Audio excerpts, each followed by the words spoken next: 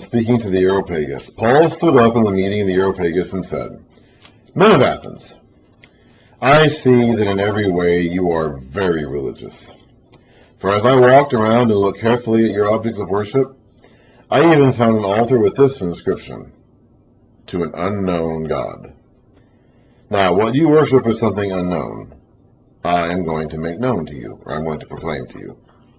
So he is meeting them where they are. He is not speaking the way he speaks in the synagogues.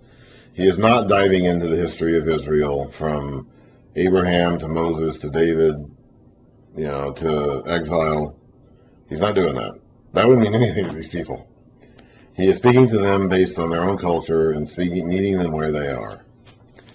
The God who made the world and everything in it is the Lord of heaven and earth and does not live in temples built by hands. So all these shrines that you're making are not going to be enough to contain this God who is previously unknown to you. And he is not served by human hands as if he needed anything, because he himself gives all men life and breath and everything else. From one man, going back all the way to Genesis 2, 1, 2, and 3, from one man he made every nation of men, that he should inhabit the whole earth, that they should inhabit the whole earth. And he determined the times set for them and the exact places where they should live. They had a tradition in their culture of the idea of the fates, who determined the length and breadth of each life, when someone was going to be born, how long they would live, and when they would die. He's saying that one God does all of that. One God made all these people, one God set all these nations in place, and one God determined, he cut their threads, basically. One God determined all their times and lengths and places.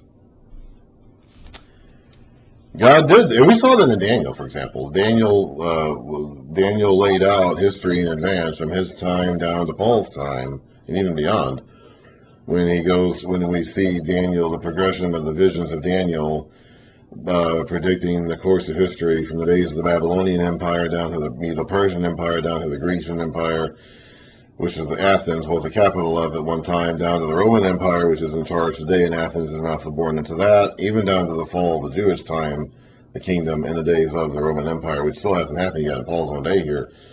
So God had made it clear that he was the governor, the master of all of history, and knew what was going to happen in advance. And all these kingdoms that come and go did so by his authority, by his approval, at his discretion, according to his timing and at his pleasing.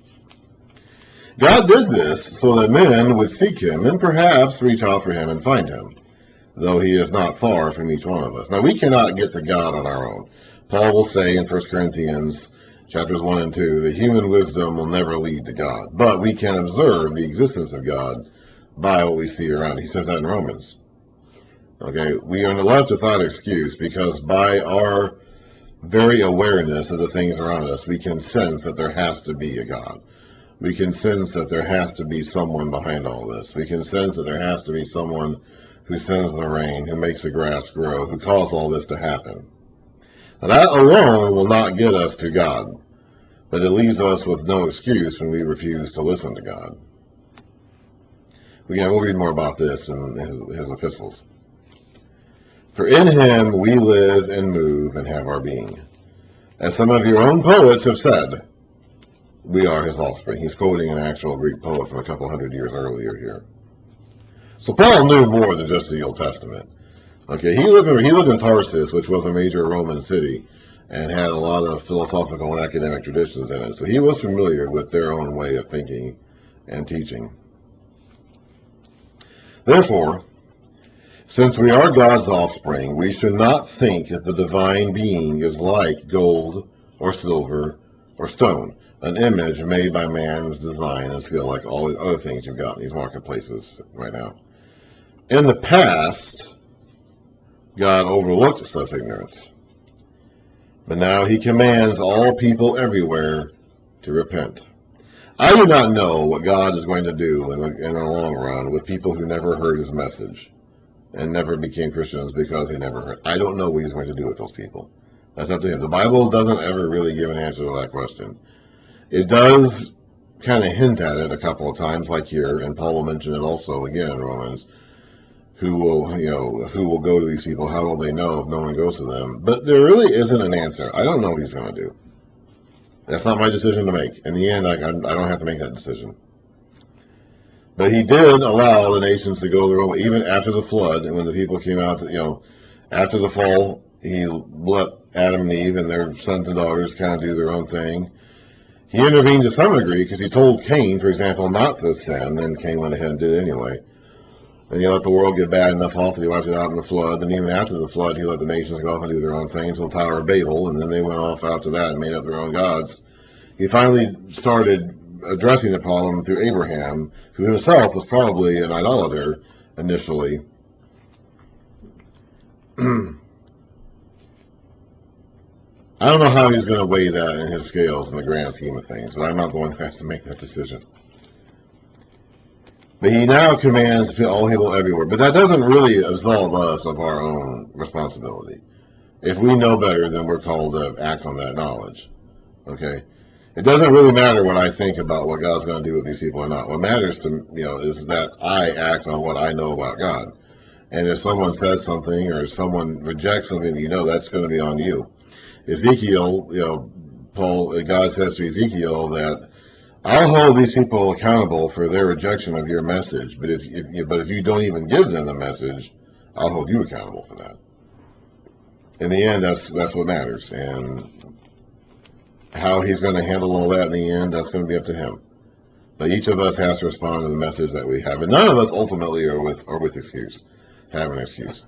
All of us know from our own intellect and our own observation of the world that there has to be something beyond what we see. We all know this. We can all observe this with our senses.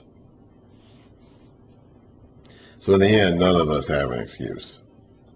If we went our own way, it's ultimately because we chose to go our own way. Again, he'll talk about that in Romans. For he has set a day when he will judge the world with justice by the man he has appointed.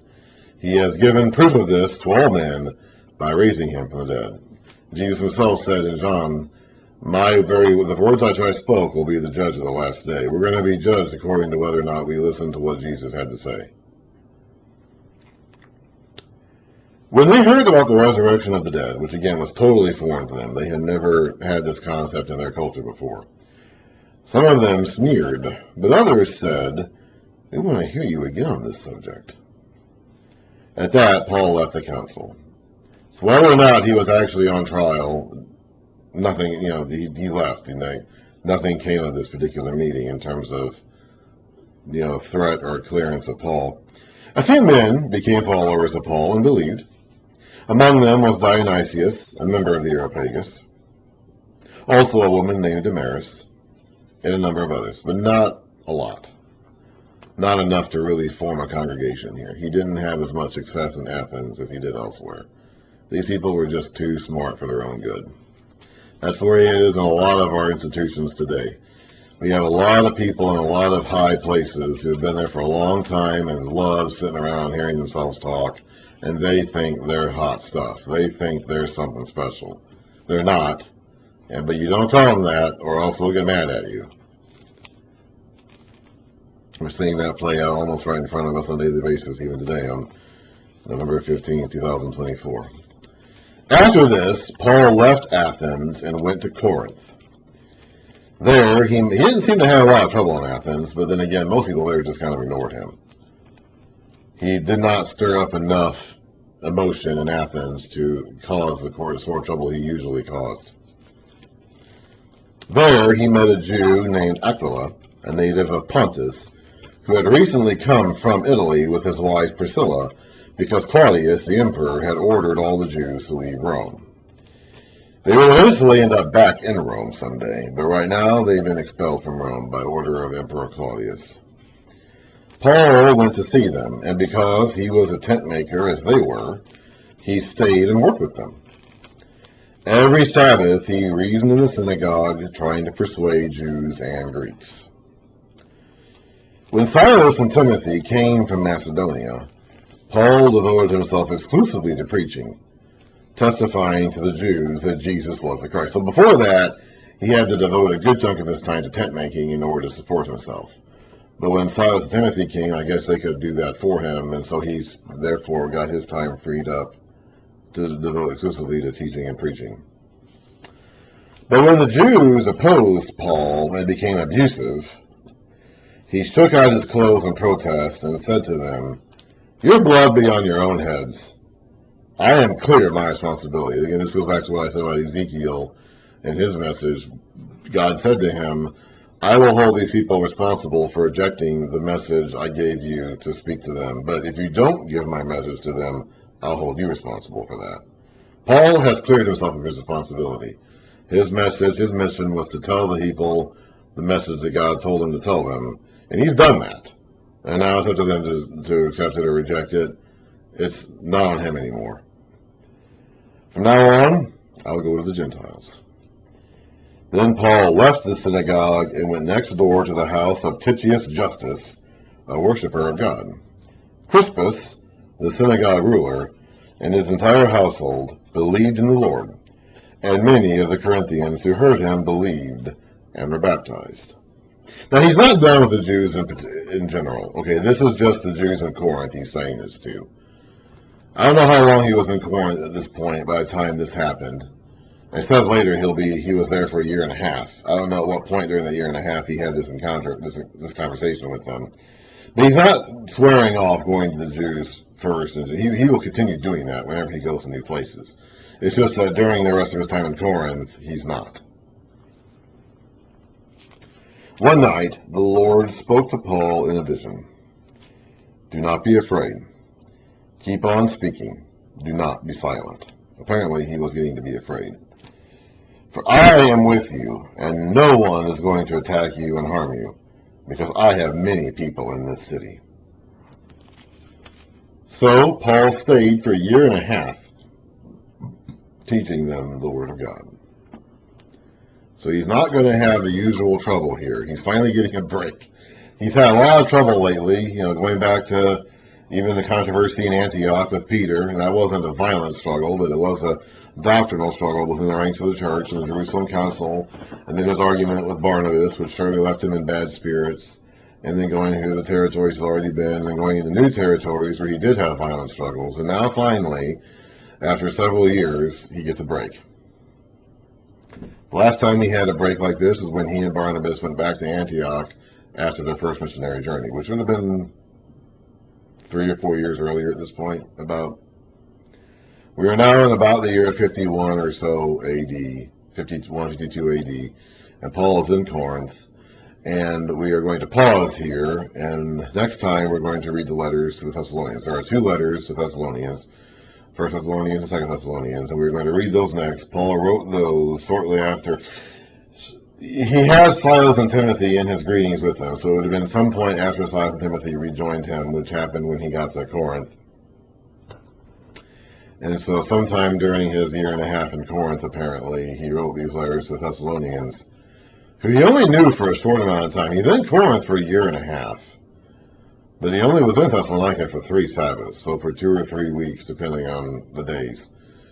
And so he didn't know them very long. Now, Silas and Timothy stayed there longer. And he did send Timothy back there again after a while, as we'll read about when we get to those letters. But he wasn't there very long himself. But he does end up writing 2 letters to them, and we will read those. And those letters apparently were written very shortly, one after the other, during the time that Paul was in Corinth. And so we will stop here from the read through of Acts, and our next destination will be the letters of 1 Thessalonians and then 2 Thessalonians.